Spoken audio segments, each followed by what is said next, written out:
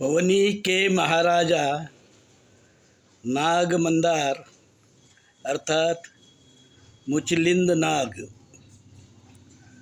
विदर्भ का पवनी नगर बहुत ही पुरातन और ऐतिहासिक है। पंचनाग पूरे भारत पर राज करते थे, जैसे वासुकी आदि। नागरिक संघ और नगर रचना की देन नाग मूल भारतीयों की ही है, इसलिए उन्हें नागरी संस्कृति सभ्यता के जनक माना जाता है। जगविख्यात सिंधु हिंदू संस्कृति और समतावादी मूल भारतीय हिंदू धर्म की निर्मित इन्हीं लोगों ने की, जिस कारण मूल भारतीय हिंदू धर्म को लोक धर्म और धर्म संस्थापक को लोकनाथ भी कहा जाता है। नाग लोगों की राज्य पद्धति गणराज्य पद्धति थी। राजा को नागलोक गणराज कहा जाता है।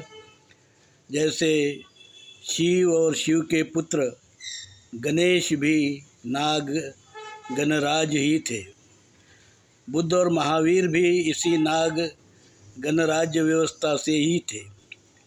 पवनी के नागराज नाग मंदार मुचलिंद नाग ने बुद्ध को उसके बुद्धत्व प्राप्ति के बाद जब वो शांत बैठे थे, गौतम बुद्ध को कुछ विदेशी यूरेशियन वैदिक ब्राह्मणों ने मारने की कोशिश की थी। सौभाग्यवश नाग मंदार राजा पर्यटन पर अपने कुछ सैनिकों के साथ हिमालय की तरफ गए हुए थे। कुछ ब्राह्मण बुद्ध को मारने के लिए बुद्ध को घेरे थे। तभी महाराज नाग मंदार वहाँ पहुँचे और उन विदेशी यूरेशियन वैदिक ब्राह्मणों को मार कर भगा दिया।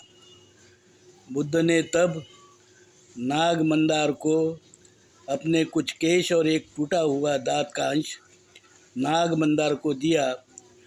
धम्म का उपदेश दिया, वही नागरिक को दिया पहला उपदेश था।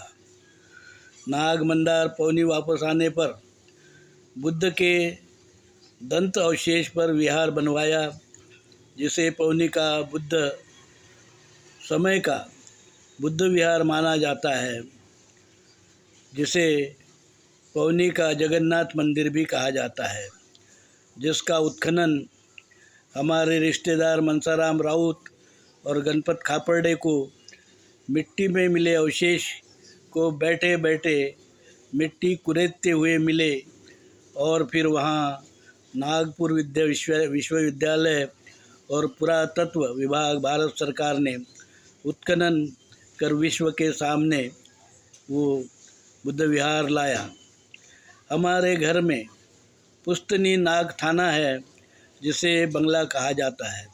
यह माना जाता है कि नाग मंदार कुल देवता है और उसकी पूजा की जाती है। राउत कुल पर नाग मंदार बाबा फरीद धर्मात्मा कबीर का विशेष अनुग्रह रहा है।